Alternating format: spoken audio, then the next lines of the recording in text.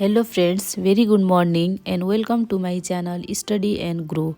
Today we are going to discuss a poem written by Jagannath Prasad Das called Kalahandi, and this poem is beneficial for PG English Literature students. Let's begin. It first the introduction of a writer. Jagannath Prasad Das is an eminent literature from Odisha who has dominated the Odia literary scene for over 40 years. His literary oeuvre comprise poetry, plays, short stories, novel, essay, children's poem, and nonsense words. He has done translation of literary works from different languages into Odia and English. He has been honored with awards for his writing, the important ones being the Central Secretariat's Academy Award for his poetry, which he refused, the Nandikar Award for plays, the Sarla Award for short stories, and the Saraswati Samman for his poetry. His posting at Kalahandi deeply affected him and changed his way of thinking. The poet presents the pathetic picture of a poverty stricken village in India. The title of the poem, Kalahandi, represents any place where poverty, hunger, and drought prevalent, which can be any place of India. Kalahandi is everywhere.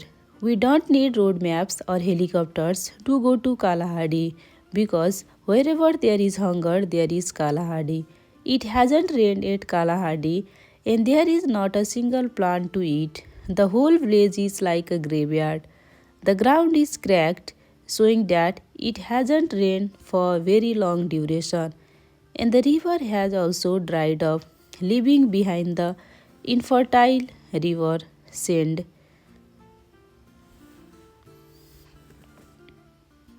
The plans to improve Kalahari situation has failed and the poverty line of the people has receded further. Kalahari is in the eyes of living skeletons. This refers to the people of Kalahari who resemble skeletons as they have no food to eat. They don't have clothes to cover their frail bodies. They had to pawn their utensils in order to buy some food for themselves.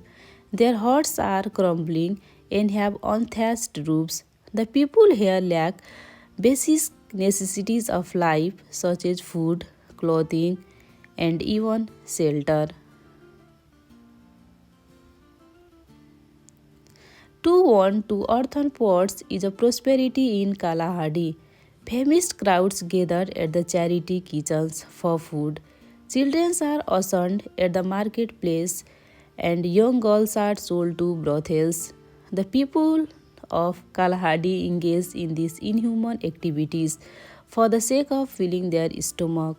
Helpless people have to leave their land and homes.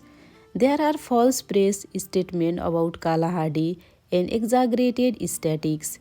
Sympathies are doled out at conferences, and false assurances are presented by planners.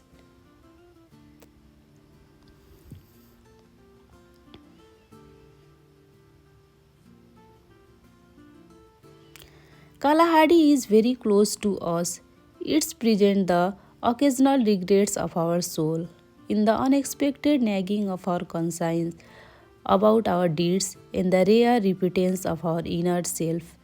It's there in the nightmares occurring our sound sleep. We are reminded Kalahari when we fall sick, feel hungry, when we feel helpless, and in the extreme fear of an oncoming bloodshed. Then how can we celebrate the 21st century when there still exists Kalahari?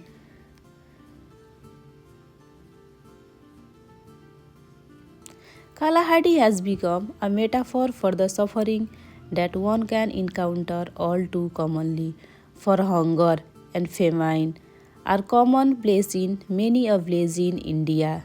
Government officials had made many plans for the village.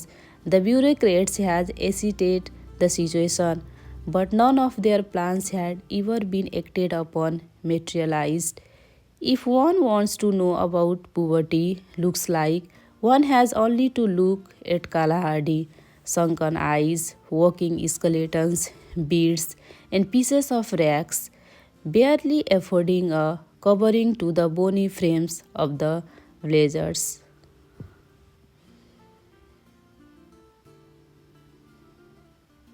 The press, the media, the politicians, the bureaucrats, every single person who exploits the horrendous situation of Kalahari object poverty for their own gain. The media dwell on Kalahari to increase their TRP ratings. Some leaders appear on TV, visit the site of the natural disaster and shed tears. The poet calls these crocodile tears.